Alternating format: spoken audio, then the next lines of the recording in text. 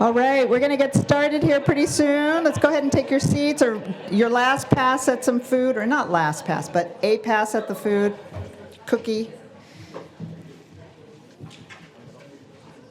There's nobody in the front row. I know. We're going to make the latecomers sit in the front row. Just like class. Just like class. All right, well, welcome, everyone. My name is Kathy Garza, and I'm the program director for the Center for Social Sector Leadership. We're the ones who are hosting this panel. The Social Impact Consulting panel is a long-standing speaker series of ours. This is probably the 9th year that we've been doing this, and I always learn something new, and it's great this year that all of our panelists are alums. So it's nice that some of them are seeing this room for the first time. We're happy to have them back. It's beautiful. Yeah. Super jealous. So I want to tell you a little bit about the center first. We offer classes and programs for those interested in social impact. We have another speaker series in a month. On November 1st, we're going to be hosting Kathleen Kelly-Janis, who is a social entrepreneur. And she's just written a book.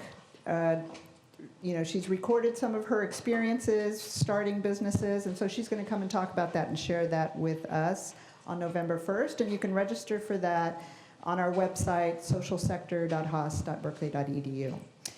We also offer classes, one to keep an eye out for in the spring. You'll be registering, of course, in a month or so, is our Social Sector Solutions class, experiential learning, consulting, projects, teams get together, co-taught by our faculty director, Nora Silver, and Paul Jansen, who started the social impact practice at McKinsey. And it's in partnership with McKinsey. But tonight, we're going to get started with our social impact consulting panel. And we have tonight Joe Doherty, who is one of our faculty members and the managing director for the Americas of Dahlberg. So I'm sure Joe will have some contributions. He'll be moderating, but also contributing, I hope. So, Joe? Okay, thank you, Kathy. Welcome, everyone. Can you hear me okay? So as Kathy said, my name's Joe. I've had the pleasure of teaching here for about 6 years. I started teaching in the MBA program. I'm teaching undergrads now, which was a big change from you guys. And I was very scared about it because the first time I did it, I flubbed it. You have to adjust your style a little bit. But now I'm sorry to say I like teaching undergrads better because you can tell them anything. They don't have the experience you guys have. And they laugh at all my jokes, which is pretty, and you can use the same jokes year after year, which you can't really do at home. So I've been here about 6 years, which is about the same time I've been at Dahlberg Advisors, which, as you may know, is a mission-driven consulting firm focused specifically on social impact, mostly in the global south and doing what we call international development work. As Kathy said, I look after the Americas region, which is a little bit of an aspirational title because we're so far just in the United States, and we've just opened an office in Mexico City, so our first in Latin America, and between us, we're hoping to be in Canada by next year. So we are living up to the title eventually. I have never had a real job. I've been in strategy consulting since I left my MBA program. I went to work for A.T. Kearney and spent 5 years with them. Then I went to Deloitte in their emerging markets practice.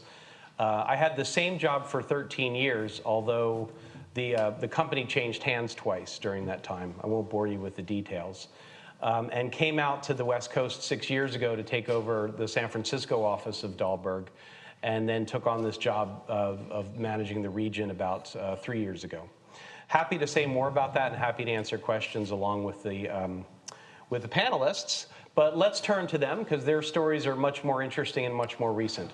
So rather than have me introduce them, I've asked each panelist to just introduce themselves and say a little bit about the firm they represent and a little bit about what they do there. And then we'll do a round of questions and open it up to questions from you all. Awesome. Hi, guys. I'm Molly Bode. I'm an MBA MPH from 2014, and I'm actually an engagement manager at McKinsey & Company. McKinsey & Company is slightly different than the other firms up here in that we do both traditional management consulting and social impact consulting. We're a global firm, so we have actually 30,000 people around the world. That's terrifyingly large. Doesn't feel like that big, I promise. And we also actually have offices in 60 countries. I'm based in the US, and the work that I do is actually mostly all healthcare. Half of it is US-based healthcare, focused mostly on Medicaid, and then half of it is global public health, focused on infectious diseases, family planning, and a couple other things. Hi, I'm Suraj Patel. I am a dual degree alum from 2016. I'm an associate at Camber Collective, which is incredibly tiny compared to McKinsey. We have 30 people instead of 30,000. Still big impact. We have offices here and up in Seattle, and then we have a few people sprinkled around Europe and the East Coast. But we work with foundations, aid agencies, foreign ministries of health and governments, helping predominantly on strategy development and resource allocation, but we also do some interesting work around consumer insights and social behavior change, around helping payers in the space and also implementers understand kind of the actual attitudes and behaviors of the communities that they're working and hoping to impact so they can better tailor how they're doing what they're doing. So yeah, we'll get more into all that soon. Hi everyone, I'm Claire Schroeder, and rounding out the panel as another MBA, MPH alumni, 2017 though, so more recently.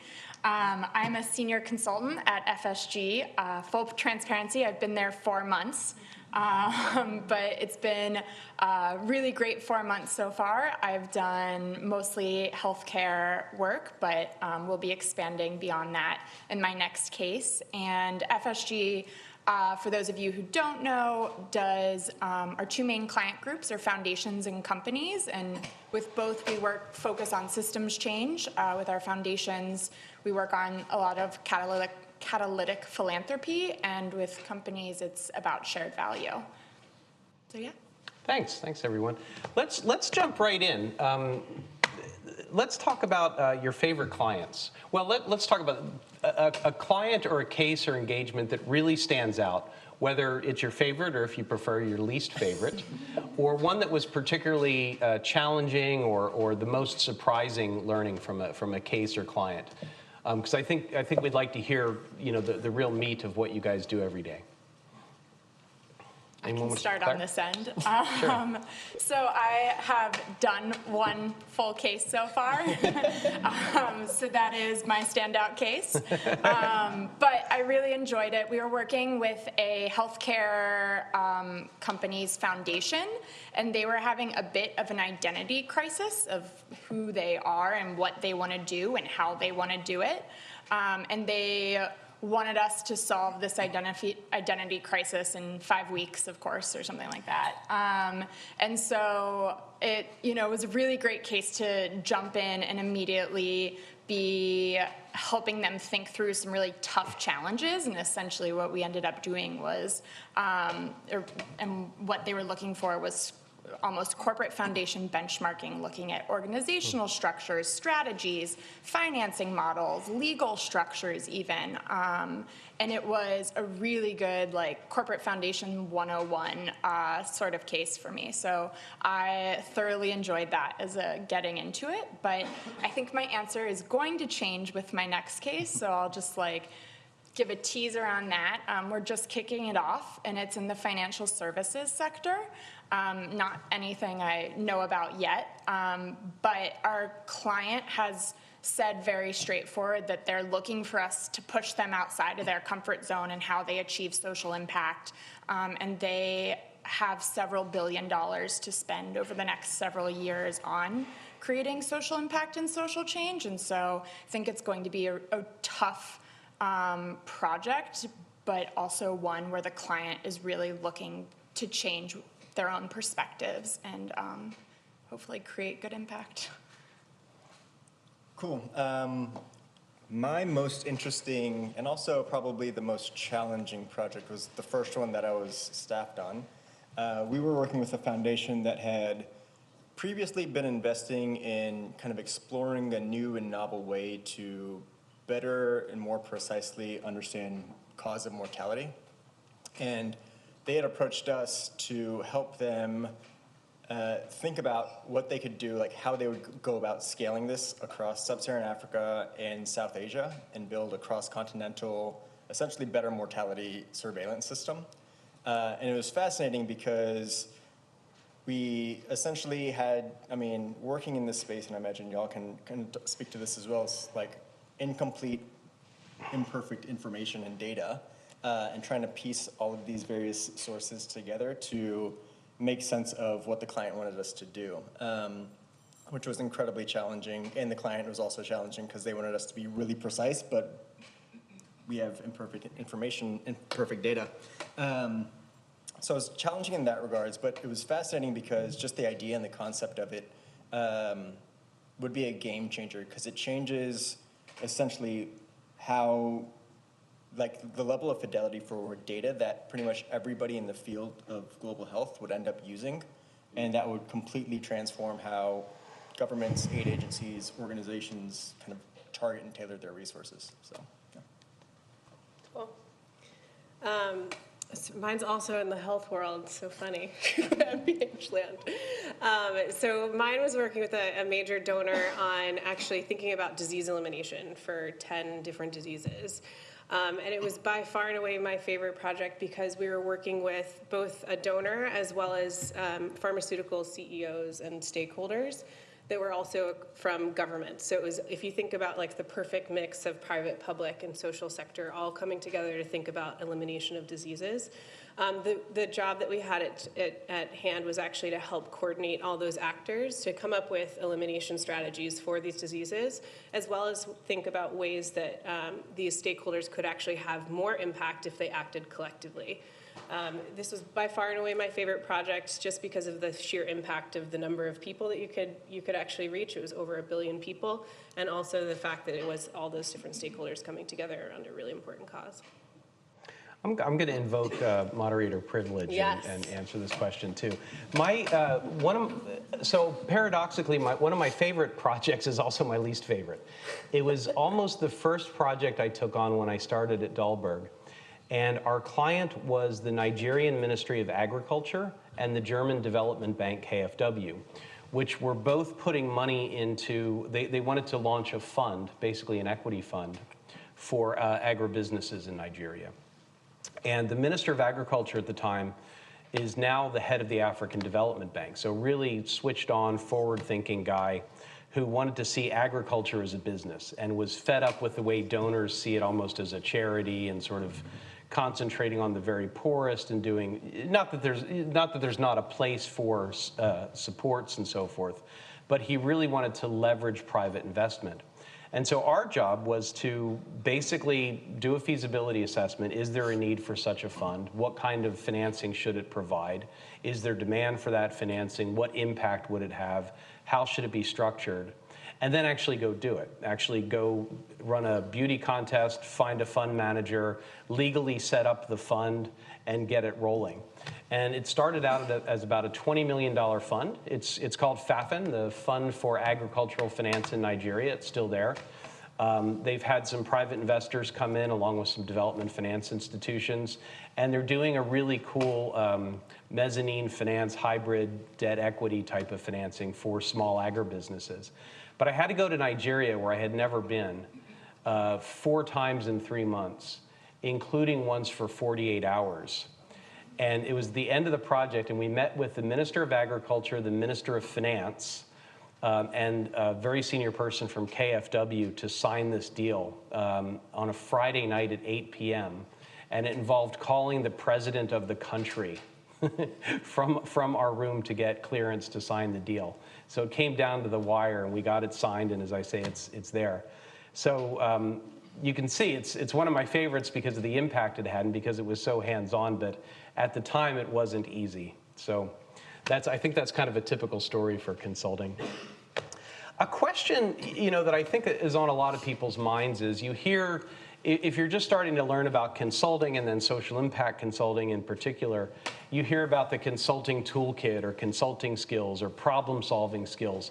But what does that actually mean? What do you do in a given day? What are the skills that you've perhaps learned in your MBA program or picked up somewhere else along the way that you actually use day to day? So I can start. I think that the biggest thing that I learned from my MBA program was how to structure really complex problems in a way that others could understand. So it was taking that world of nebulous information around those 10 diseases, multiple different factors you have to think about, multiple different stakeholders, and breaking down the problem into something that all of those different people could understand and something that could actually be tackled.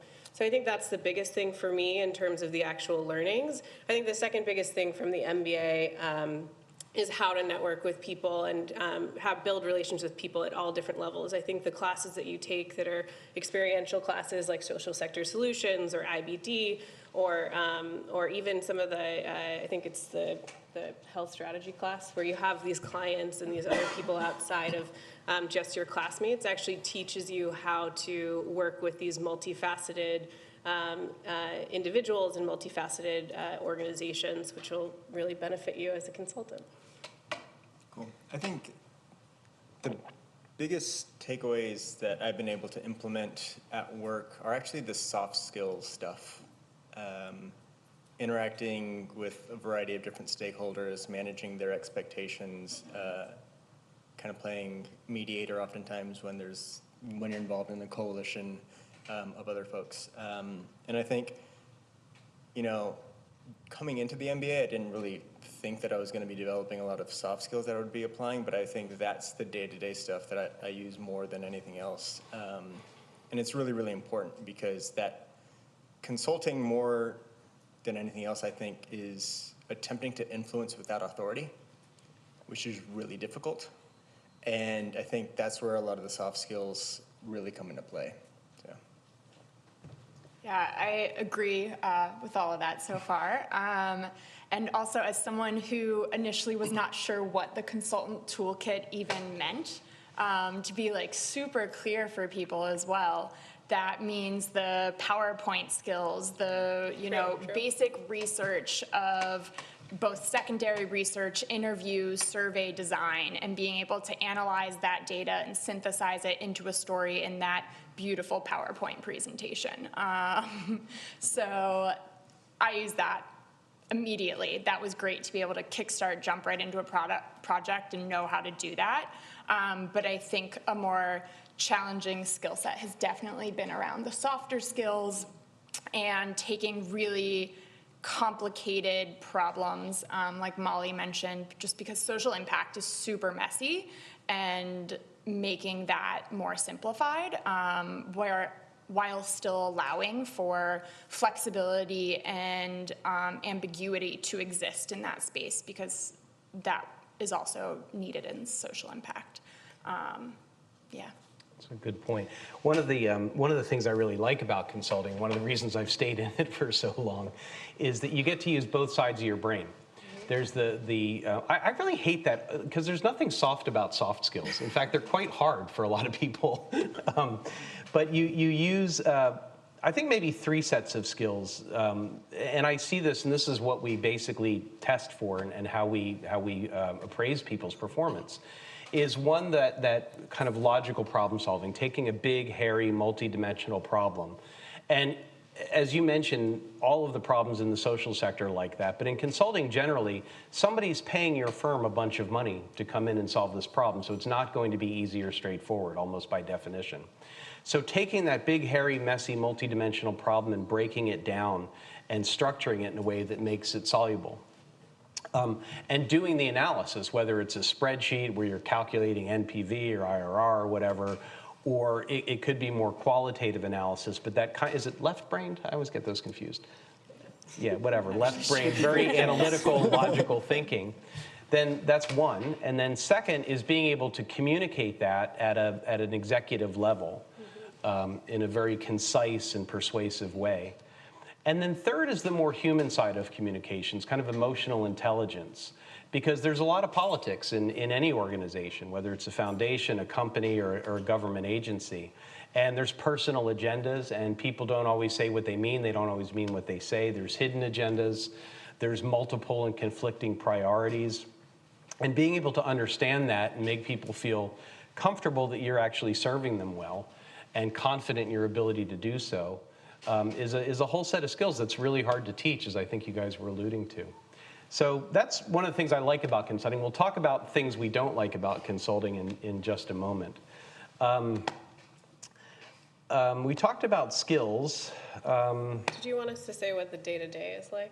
Yeah, say a little bit more about that. That'd be great. I can give you today if you'd like. Yeah, what did you do today? That's a terrific question, actually. I showed up with my suitcase. Yeah. So today, if you wanted to hear the nitty-gritty, I woke up, I immediately looked at my phone, because I was wondering if I'd gotten a note from one of the partners or maybe the clients. And I was like, oh, yep, multiple notes from the partners, multiple notes from the clients. I triaged which ones I needed to deal with first. Took a shower, don't worry. Then went to the client, had a quick meeting with the client on reviewing a small sort of piece of the work that we were doing. Then actually met with my team on a deep dive concept, an analytics concept that we were running. Then met with a weekly group of stakeholders, a group of our clients that were 20 large, presented the whole status review of what we were up to today, to date, how much value we'd found for them. This is actually about reduction of healthcare costs, which is a cool project. And then after that, had lunch, did a debrief with the partner, dug deep into a spreadsheet for one of my associates, and then jumped on a plane and came here. So that's what a day looks like sometimes. Wow. So you can get clients, your team, you've got your partners, you got that whole mix, and you also always have to be keeping that larger picture of what are you driving towards, what's the value that you're delivering to your client, whether it's social like we're all talking about or whether it's something else. So. Either you guys want to, how was your day? I actually had an almost entirely business development focused day. So I spent 1 hour thinking about my upcoming financial services project, but the rest of the day started off with a call for feedback on a proposal I wrote for a foundation, and then edited that, typed those up, sent that off for review. Then while that was being reviewed, hop on another call for a child global health proposal to figure out what basic background we want to put into this, and then drafted a quick background for that to go into the proposal. Then I got the other proposal feedback back and made changes on that and sent that off. Then I worked on a gender primer, I guess you could call it, for our managing directors as we try and expand our gender work. So key talking points to understand, what have we already done, and then that was it. Came here. Cool. I will round out that. Mine was a little bit of both, but also very different. I woke up today and I'm working on a project with a local nonprofit in the reproductive health space, and we're helping them think through their impact evaluation framework. And so I started the day off working from home, and I was like knee-deep in a bunch of peer-reviewed articles trying to figure out what are the key barriers to contraception uptake here in the US. And spent a few hours digging through a lot of articles. Decided that I didn't want to go into the office and rather would sit in sweats from my apartment. So I emailed my partner and said, hey, I'm going to work from home today. She was like, okay.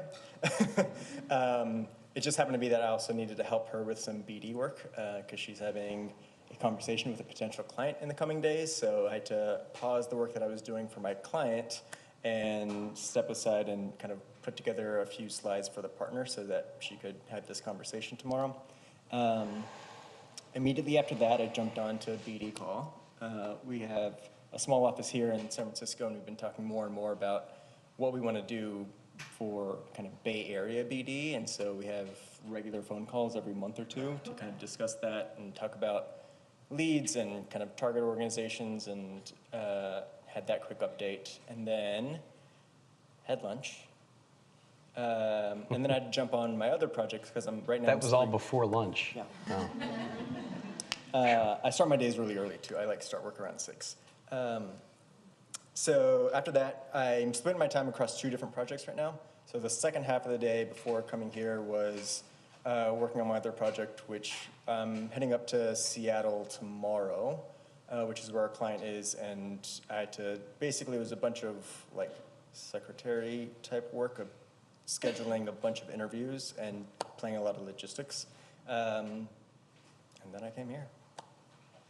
My day was so much easier than theirs. So I woke up in Calistoga in the Indian Springs Resort Hotel, Wow. where I had been invited. I'd spoken at a conference yesterday on development impact bonds.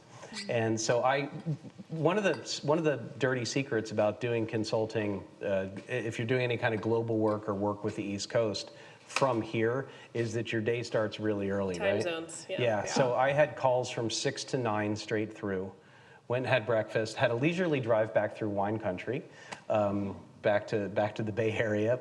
Got home, did a bunch of other emails, went to the gym, showered, and came here. So it gets easier as you go. And in fact, it does. And engagement, I would say, as hard as your jobs are, engagement manager, or the equivalent in other firms, project manager, is the hardest job in consulting. It's kind of the baptism by fire. Because as Molly said, you've got a team to keep happy and productive. You've got clients, you've got a partner or somebody else, project director, and you've got to keep all the trains running on time, as well as driving the problem solving. So it can be a very challenging job, and it's, as I say, it's kind of the baptism by fire, where people typically either say, I need to go get a proper job and leave this stuff behind, or I really like doing this and I'm energized by it and I want to continue doing it. So it does get easier. Yeah. It is the most rewarding job I've had yet, to be honest, because you are meeting with people like the CEO or the president of a foundation, but then you're also still close enough to the problem to really know what's going on. So Yeah. I actually love it. But yes, very difficult sometimes. So we're touching on something that you hear a lot about with consulting. It's not investment banking. You're not, 4 o'clock in the morning every night. But it's pretty demanding work, and work-life balance is a topic that comes up, and it's something that people struggle with. So I guess a dual question: what makes it so? What is it about consulting that makes work-life balance such a challenge? And what techniques are you guys finding, or do you see your colleagues using to manage that balance? I'll go. Well, No, go ahead. I probably have it the easiest of, well, probably all 4. I fortunately work for a firm where leadership, all the leaders came from really intense industries before they started this firm, and so they've been incredibly intentional about protecting work-life balance for everybody. And so most weeks I don't put in more than like 45 hours. And even once I start creeping towards there, somebody, either my manager or director or partner, kind of will tap me on the shoulder and be like, hey, is everything okay? Like, do you need help with anything? And so I feel incredibly fortunate working at a firm with a culture like that. But that being said, I think I do notice that I'm always thinking about work, even during my off hours, partially because we're grappling with really difficult challenges, and it's hard to shut off. And the other is that these are really compelling problems that I actually care about. And so I used to work in kind of corporate management consulting before I came to grad school, and I'd get thrown at, a random client for a random project, and I didn't really care about it. But with the problems that we're working on now, like, I really care about it, and I want to make sure that we, deliver an amazing product. So I do find myself thinking about it during my off hours too. So, I would say similarly, I really struggle with maintaining work-life balance just because I care so much, and it's hard to turn that off. We are, if you want a number, we are told to try and average 55 to 60 hours of work per week over time, which is a helpful figure to keep in mind, I think, as I'm, achieving or not achieving work-life balance. But for me personally, the way I do it is I really calendar everything, and if something's on my calendar, I'm going to do it. And so if I have gym on the calendar, I will go to the gym. And I put in that me time that I really need onto my work calendar, and everyone can see it. And if you're going to try and mess with that, you better have a really good reason. And we all respect that pretty well, and I think are really open about our different work styles. And, do you want to put in extra hours on the weekend or during the week, and your weekends are untouchable? How do you want to do it? And just being really transparent about that is important. So I'll be honest, work-life balance is super hard, at least at McKinsey. It sounds better maybe for you guys, who knows? But it's really tough. I think the things that I do is tactically think about ways to time-bound some of my current work, so that, because I could work on a problem forever. I care so much about the healthcare work that I do that I could work forever. So I try to time-bound what I'm going to do. I'm going to say, I'll spend an hour here, I'll spend 30 minutes here, I'll do this, and then I'll try to carve out time for myself in the mornings, actually, before my team wakes up to work out. Sometimes, depending on if I have calls, I can't do that, but I'll try to do that. And then in the evenings, when I am driving from either my client to home or client to hotel, is when I'll have calls with my friends, my boyfriend, my parents, keep up that relationship while I'm in the car. So they've been in a lot of taxis or Ubers. We're like, where are you, Molly? I don't know. So I do that, and then I really protect my weekends. So for me, the weekend is really a time that I need to debrief and de-stress and try to stop to think about the problem. And so I'll spend that I'll try to really protect that time and spend it doing things that I want to do. The other thing that I always try to tell myself is that if I don't protect my own time, then I can't be the best for my team or for my clients. And so I try to both respect mine and my team's time as well. So we always have these sort of work-life balance conversations at the beginning of a project and try to hear about what their priorities are, what my priorities are, and make that all work. So. I think that's a terrific point, that no one else is going to protect your, and thinking of it as time or balance may not be the best way. It's often helpful to think of it as managing your energy. Yeah. Because if you're thinking about problems while you're in the shower, you're doing that voluntarily, and it's because, as you say, you care about it and it's motivating. And that's not necessarily a bad thing. So it's more about managing your flow of energy, and I think you're responsible for doing that. Hopefully you'll be with a firm that facilitates that and supports you and gives you flexibility. I've been told by our staff that visibility helps too. Like, if I'm going to need to work on a weekend, or if I'm going to need to work late or whatever on a particular week, let me know in advance. Don't spring it on me, and that makes perfect sense. So we try to do that. But you touched on, one of the reasons we work so hard is because we care about this work, which is something that's intrinsic to social impact. Are there other differences that you've found between straight up commercial consulting and social impact consulting? You alluded to the problems being more complicated. It'd be interesting to hear a little bit more about that. Yeah, I can elaborate on that. I think, the problems are more complicated. There are a lot more factors and players involved. Often an issue in social impact is not, cost cutting for one company. It's how do we, change the maternal mortality rate. There are just way more factors that go into that. So that would be one thing that I think is really different. Another one is just who your client is. Whether it's a foundation, nonprofit, government, or it's a company, but the person at the company is going to be very different that you're dealing with than if you were dealing in commercial consulting. And I think that what comes with that is resources, both on the client side and the FSG side. We don't have as many resources available to us.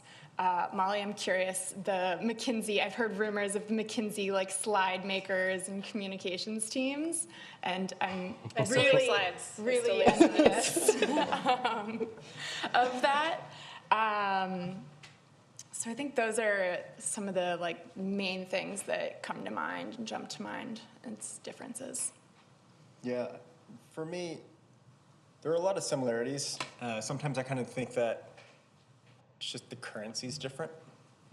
I think in corporate management consulting, the currency is money, and I think here the currency is impact, which is more difficult to assess and kind of keep your pulse on, which makes it a little bit more complicated.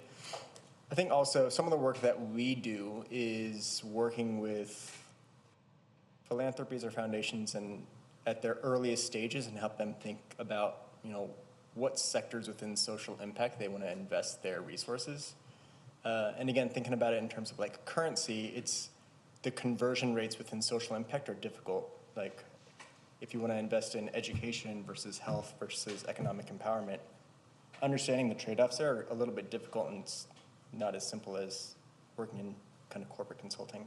So I think that's one thing that's really difficult. I think the other thing that's also difficult is we oftentimes have multiple clients simultaneously. So a foundation might be funding our work, but we're working with a foreign ministry of health who's working for their population. And trying to keep all of that and manage all the various expectations, and that can be incredibly challenging. And one more, the third one is, I think in corporate consulting, the client or the sponsor kind of leadership within the organization has so much more control about what it does in its organization, whereas oftentimes, and then the ultimate impact of that work. And I think in social impact, most of the time, the organizations, whether it's a government or a nonprofit or a foundation, they're attempting to change something in the community or something in society, and there's a lot less control there, so it makes it a little difficult too.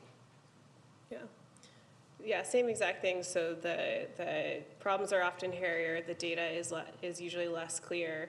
The stakeholders are much broader, from the person who is trying to get water in a certain setting to the government, to a donor, to a company that's investing. It's so broad.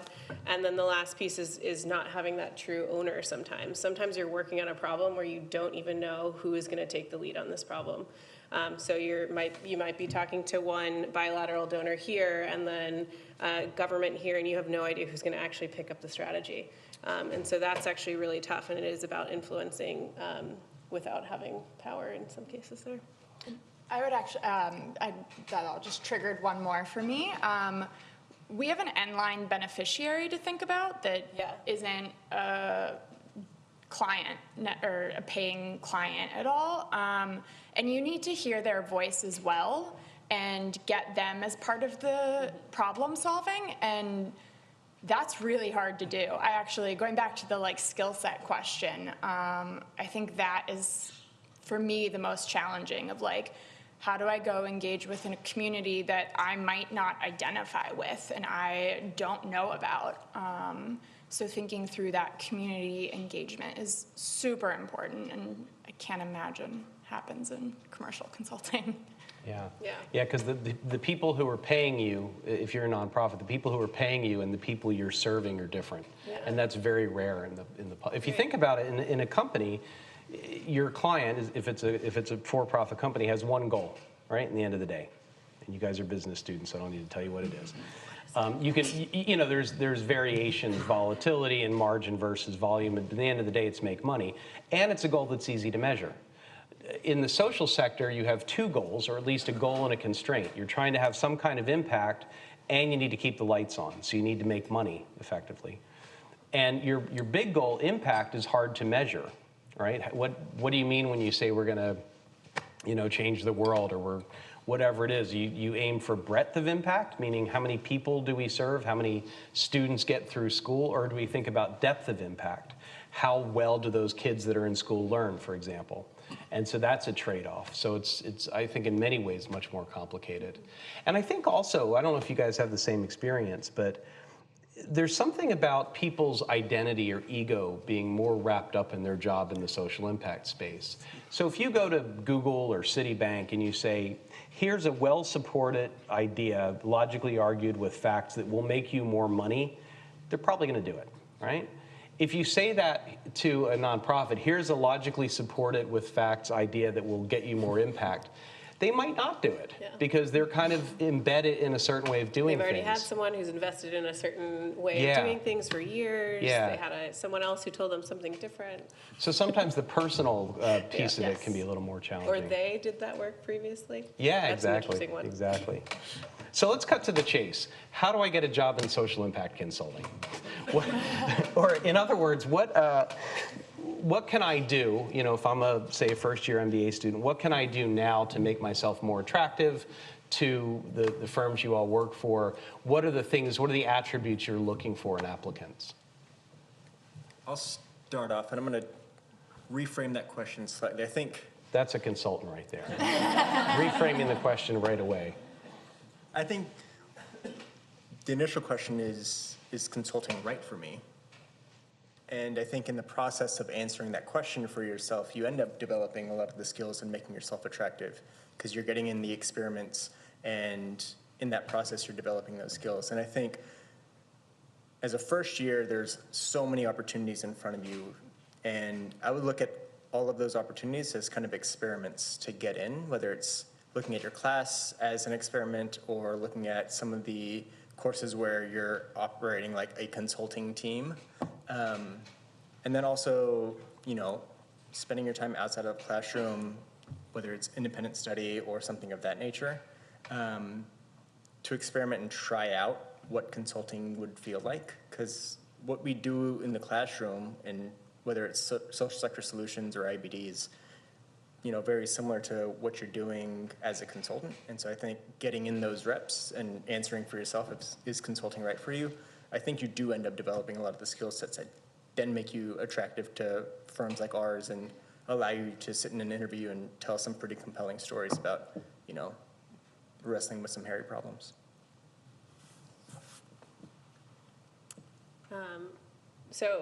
I would just say for thinking about, do you want to be a consultant and how do you make yourself attractive in that way? Think about first, like Suraj said, do you want to be a consultant? Is this firm right for me? Answer those questions before you say, how do I actually become a consultant? And then in terms of what makes someone attractive to a firm like ours, it's someone who has the inherent desire to actually solve some of the most challenging problems and to put those problems and those clients ahead of other things in some cases. And also to be someone who loves working in a team environment with people at all levels, and someone who's going to question really the objective status of something and question the status quo, and really want to be both in that problem-solving mindset and in that team environment with the real possibility for impact. And then how do you get the actual job? Practice your cases. If you get a first-round interview, I think that's really important, and practice some of the behavioral interview components as well. I think some people will come into social impact consulting or McKinsey and haven't done that, and so really do that practice if you are going down that path. This is like my question. I just did this. I've got this. So I think agree with the do I even want to be a consultant question, and testing that. And I think there are really tactical ways you can do that here. For me personally, I wanted to be a team lead on IBD, but being a team lead, I think on S-Cubed or any of those sorts of projects is really valuable. I also did 4 applied innovation classes to really drive that home, whether through the public health school or here at the business school. And that was really valuable, both in affirming that this is what I want to do, but also giving me experience to talk about in my interviews. It was really valuable. And from those, identifying where, doing my own performance assessment, where am I lacking and how can I go improve that? And what classes can I take to improve that? Or what internship can I take to improve that? Another super tactical is do a regular consulting internship. I interned at PwC, and knew that that was not going to be my long-term goal, but the consulting case prep and spending that summer going through all of that was incredibly valuable in setting me up for where I am now. Join the MPH, so you get 2 summers to do Yes. that. And then I think a final point is just be committed and maintain your confidence. I heard a lot of no's and did a lot of interviewing going through this. And I think I ended up at the place I actually thought was the best fit for me personally. But it took a ton of disappointment and like really feeling crushed to get there at times. But keep working at it and you've got it. And now I'm super happy. Yay. Good. Quick, is it fair to say that in the basics, in terms of the skills you're applying, that commercial consulting and social impact consulting are more alike than they are different? Yes. Yes. Yeah, the case is the same, we're testing for the same skills, et cetera. Yeah. I would actually say on the interview process, having done a lot at a number of different firms, I think in the social impact side, there is a lot more liberty to take on, the framework you create, and you need to be thinking about a beneficiary. If you don't say that in your case at some point, you're missing the point. And I think that another step that I saw as part of the social impact prep was being able to demonstrate you can have hard conversations about those complex challenges. And so I have, in my interviews, talked about really hard conversations I've had on gender and race, and that has actually been something I do on at least a weekly basis at FSG. So being able to have those just challenging conversations about inequities and diversity and inclusion is super important too. Just out of curiosity, how important would you say domain knowledge or subject matter expertise is relative to being able to crack a case and demonstrating those core consulting skills at your firms? In other words, would your firm hire somebody who was kind of mediocre on their case performance or didn't show that sort of aptitude for consulting, but knew a ton about healthcare or technology or gender or what have you?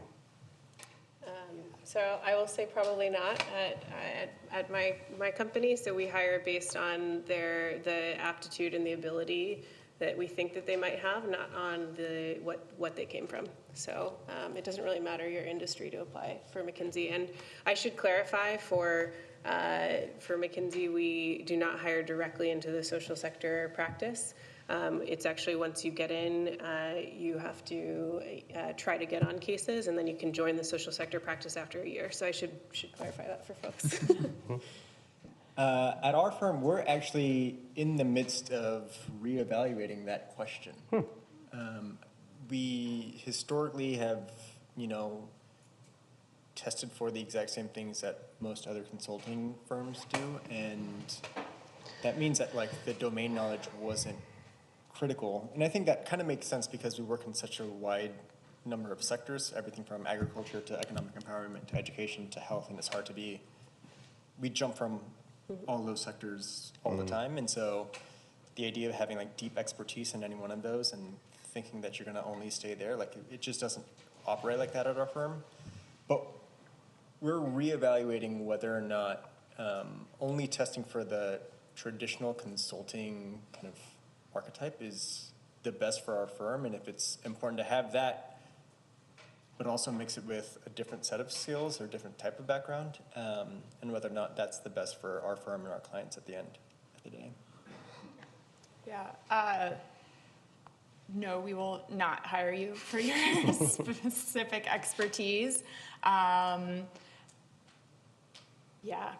It's sort of icing on the cake, right? Is, yeah. You have to show the core consulting skills. Yeah. Correction though, if you're going in at a higher level, yes. True, yeah, because you guys bring in technical if you're Joe, experts. or you bring in technical experts. I wasn't hired for my technical expertise. And then the other piece is If you do apply to a certain industry within McKinsey, we have a couple of things like healthcare analytics and delivery. If you have that skill set, then yes. But if you're coming in as a generalist consultant wanting to do social impact broadly, no. So. Well, I'll wrap that up with just two tips. One is firm specific, one is general. The firm specific tip for Dahlberg is that there is no H in Dahlberg. You would be surprised. You would really be surprised how many CVs and applications we get with an H in Dahlberg. So keep that in mind. Second is one thing I think really correlates with long-term success in consulting is a genuine sense of intellectual curiosity. Yeah. Like just liking to solve problems, just liking to get up under the hood and figure out how things work. And I personally look for that. When I do interviews, when I do case interviews, you're looking for all the regular things, the logical structure, asking good questions, being hypothesis driven. But I want to see that sparkle in someone's eye. I give a case about seaweed growing in Southeast Asia. And I love when somebody's just like, oh, wow, I never thought about that. How does that grow? Like, how do you, like, what's the, people who are just genuinely asking questions and really getting into the case. And so the counsel I give people is just, when the same advice if you're dancing or playing a sport or something, that you have to get in the flow and just sort of lose your self-consciousness and really focus on enjoying the activity in the moment. It's kind of the same when you do a case interview. Like just merge into not to get all zen with it, but merge into the subject matter and just really enjoy it and enjoy learning. And when I see somebody who's really interested, genuinely interested in the subject matter, that suggests to me that they're going to do well as a consultant. They still have to do all the other stuff, but that's kind of the key thing. Let's open it up to you guys to ask questions. I'll ask that you use the mics because we are recording and we want to make sure we hear you. So maybe we can just sort of, someone will jump up and grab a mic and we can form line whichever mic is closer.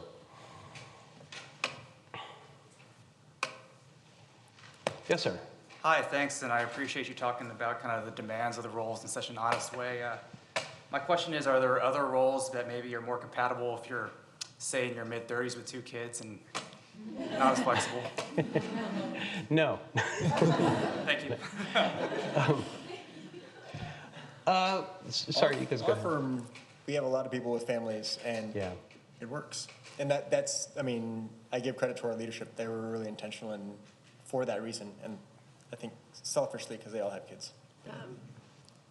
Yes, if you're in certain geographies, it depends. So for us, DC and Seattle are hubs in the US. Abroad, we've got London, Geneva, a couple other places.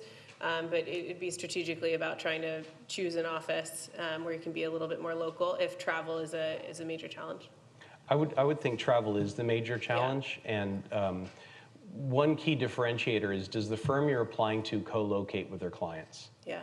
So McKinsey, I think. We do co-locate, but if you're in DC, and you want to do public sector work with the government, or Geneva with others, or Seattle with foundations. So.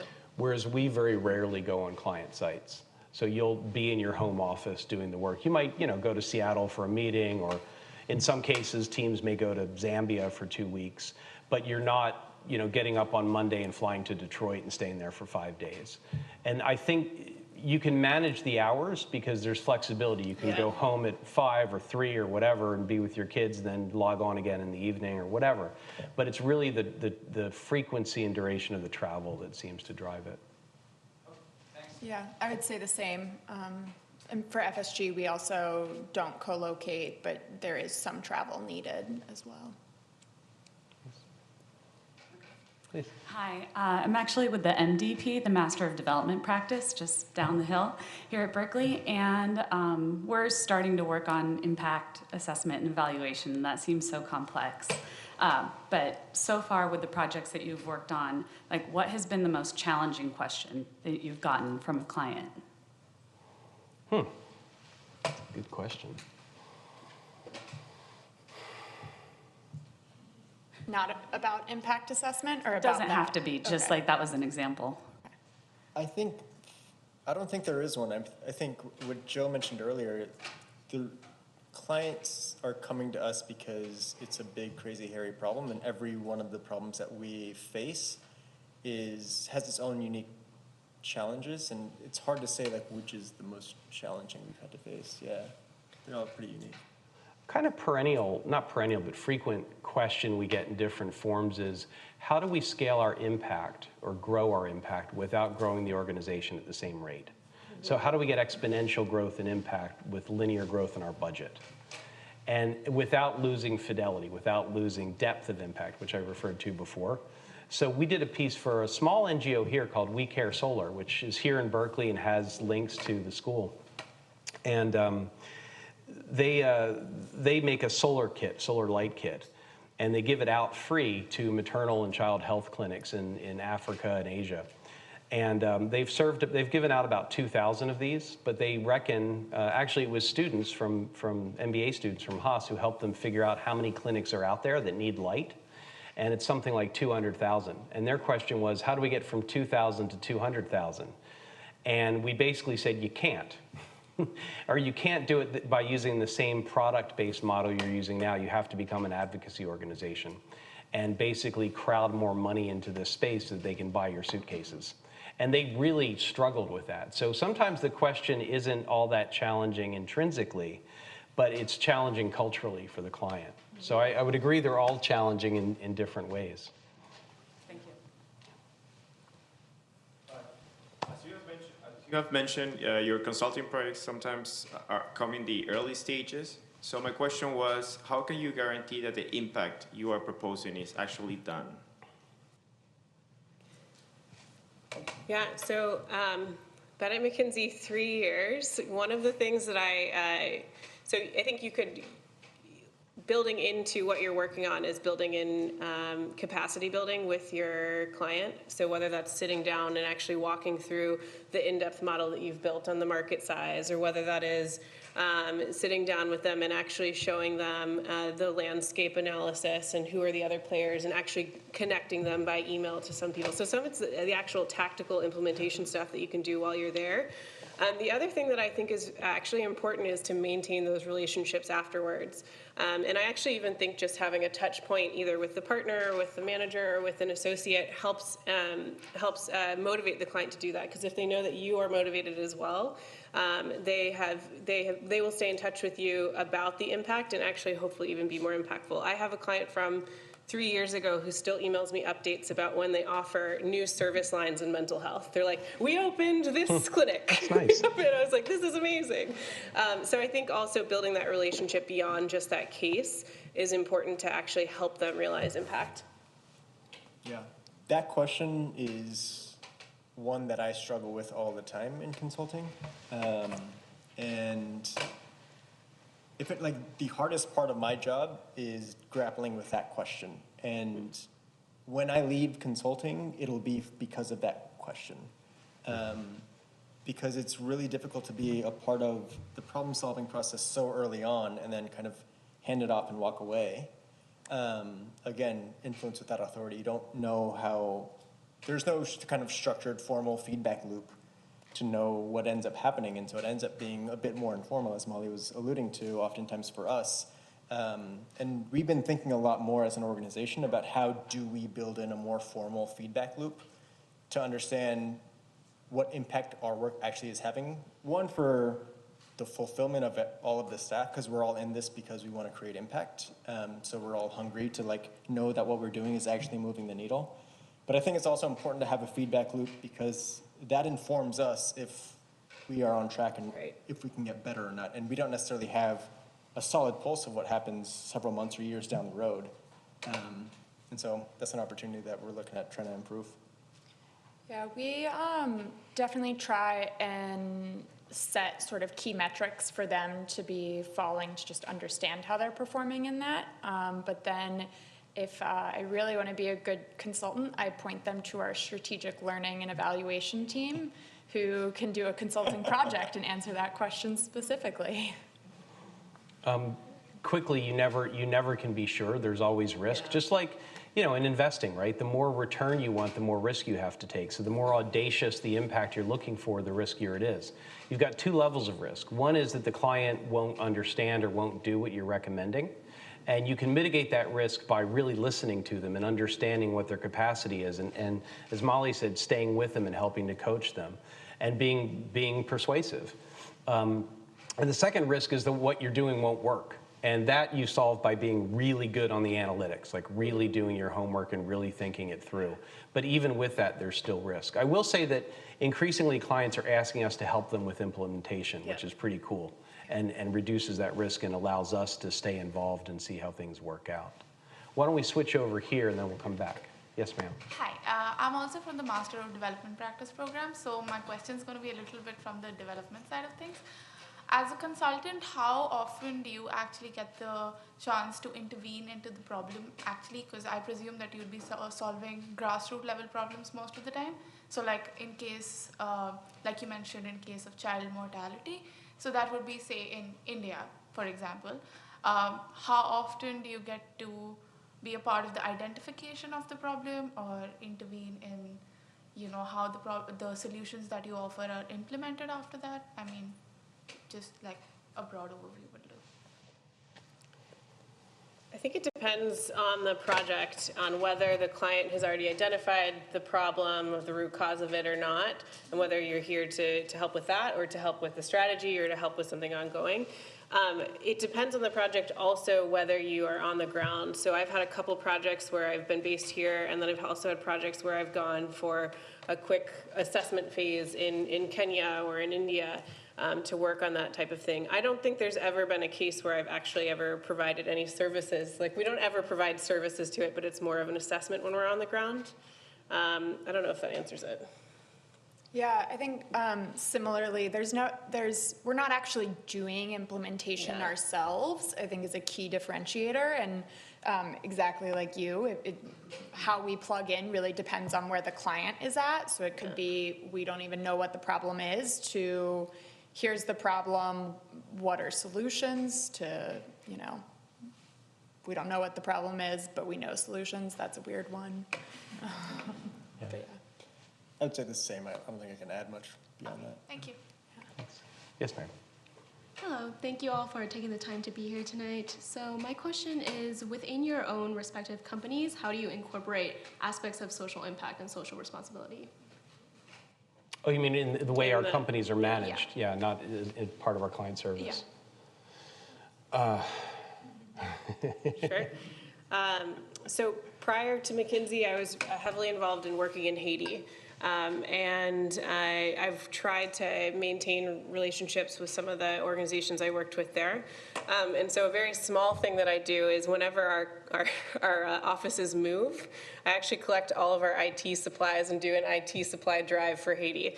So that's like a very small thing that's more global. Some of the more like US-based stuff that we do at McKinsey is also doing like pro bono consulting for the city councils on homelessness. So you can do that as well. So it doesn't have to be just a study. It can be something that you're bringing to your company. Yeah, the way that we do it, our leadership likes to, encourage us to be involved in organizations beyond just our firm. So a number of us are part of boards of nonprofits, and, leadership has said, if you end up becoming a board for a nonprofit, they'll end up donating to that organization, which is kind of like a nudge and an incentive towards getting us to get involved. So that's probably the biggest thing that we do as a firm. Gonna be really honest, I haven't thought about that yet, and haven't, in the 4 months, haven't totally figured it out. I think one way, oh shoot, I just had it, what was it? You want us to come back to you? Yeah, come back. So, to be honest, we could do a lot more. We try to do primarily through our employees, so we give people a little bit of time off to, we're giving people time off in the next month to do a voter registration, for example, which is something people are really interested in at our firm. We are just launching a diversity, equity, and inclusion initiative in Dahlberg Americas, which is, in my opinion, way overdue. So we also have a sabbatical program. So after a certain number of years, I think 2 years of service, you can take a service sabbatical to go do something. Some of our other offices we do pro bono consulting. We can't do as much as you guys can because we're little and not very profitable. But we're not McKinsey. So we do some pro bono consulting. I know, for example, our office in Bombay has a program called the Igloo. I have no idea why it's called the Igloo, but they have extra space and they use it as basically a social enterprise incubator. So small startup social enterprises get space for free and they get some consulting, informal consulting support from our teams there for free. So there's little ad hoc things like that, but we're working towards having something more systematic and formal. Yeah, so I think one of the ways we do it is through our intellectual capital and trying to push that out and push out ideas like the shared value idea and pushing companies to do that, but not, that's on our own time, not necessarily through a specific client engagement. And then we also have like volunteer days that we can take off to volunteer in ways that are meaningful for us. And then, I hadn't thought about diversity, equity, inclusion as a social impact, but it's a huge, I think, internal and external conversation and really journey that I think a number of the social impact consulting firms are all on right now. We have a tagline at Dahlberg just recently, bring your whole self to work. So where you come from, what language you speak, your culture, who you love, all of that, it's okay to bring. So we take that really seriously, and I'm really proud of that. I try to bring my whole self, but with less profanity. That's my target. Let's go to the next question. Thank you. Yes, sir. Thank you. Hi there. First of all, thank you very much for your time tonight. We all obviously appreciate it. Joe, I have you in mind for this question, your comment about your focus on the Global South, but I'm super interested in all of your other relevant experiences as well. I'm very interested in how you address the challenges when you work with organizations like in the Global South or in the developing world, but you're seated in your armchair in the Bay Area or wherever your office may be. I know some of you have said that you do co-locate, some of you do not. I'm part of the Nights and Weekend MBA program, and I work for a large nonprofit that does a lot of work, a lot of international development work in the developing South, and I know it's very, very challenging for our organization. How do you guys think about it, and how do you address those challenges? How do you provide value for your clients without necessarily being there, particularly when you're tasked with implementation? I'll go first. So we're mostly not sitting in armchairs. That's just me, really. It's the majority of our staff are in and from the developing world. So our largest offices are in India and sub-Saharan Africa, and only a minority of the 400 or so people at Dahlberg are in Europe or the U.S. So largely, you're getting served by teams that are in your country and share that cultural background. U.S. and Europe is where the money is mostly. So we're not a sales office. I mean, we do deliver, but we're very good. One of the things Dahlberg is good at is managing across regions. We've got the incentives such that it's pretty easy to cross-staff a team. So I think we can bring the best of both worlds to it. But it's still a challenge. You're still, even if you're, Indian and in India, you're not living the same experience as the people in the slums that you're working with, for example. You didn't come from the same background. And so we have a human-centered design group within Dahlberg that really has been tremendous in helping us understand how to bridge that gap. I can say more about that, but I don't want to monopolize. Does anybody else want to chime in on that? I would add, earlier I talked about like community engagement and how we think about that, their voice and getting the voice the end-line beneficiary, and it's just by thinking through that question, making sure we do engage the communities we're trying to work with, and we do travel if that's needed. But it's a constant balancing act and challenge. I was recently on a family planning project, which was projecting the global market for a new contraceptive device. And they wanted to do a market deep dive. And so what we did is we actually had our staff in Kenya, who actually led that whole piece of the work, plus even hired people that were even closer to the work to help out with some of it. And so we try to do get as close to the actual communities as possible, either through our own staff in other countries or through hiring even smaller contractors. Yeah, the way that we navigate that is through partnerships, actually. A lot of the work that we do is a coalition. And so we try to be really, really intentional. So one of the areas that we work in is this customer insights and social and behavior change, where it's taking kind of core market research principles that you see in kind of the private sector and translating it over to social impact. And so that involves doing a lot of focus groups and a lot of interviewing and a lot of things that you see in like the design thinking world. But we don't do that. We know that, so for example, we worked with the Niger Ministry of Health on a project like this, and we worked with the Ministry of Health to identify a local market research firm to go and do that, because we realized like we're not gonna get the deep insights when we don't look the part, speak the part, know the part. Yeah. Thank you Thanks. very much. Appreciate it. Yeah, thanks for your question. We're just about at time, so thank you very much for your attention and for the questions. And let's give a warm thank you to our panelists for sharing their time with us tonight.